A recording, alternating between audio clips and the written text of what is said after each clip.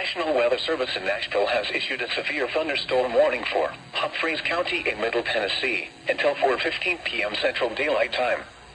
At 3:35 p.m. Central Daylight Time, a severe thunderstorm was located 5 miles northwest of Waverly, moving southeast at 15 miles per hour.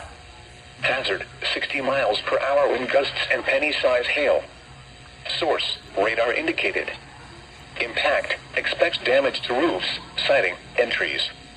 Locations impacted include Waverly, Camden, New Jacksonville, McEwen, and Hurricane Mills.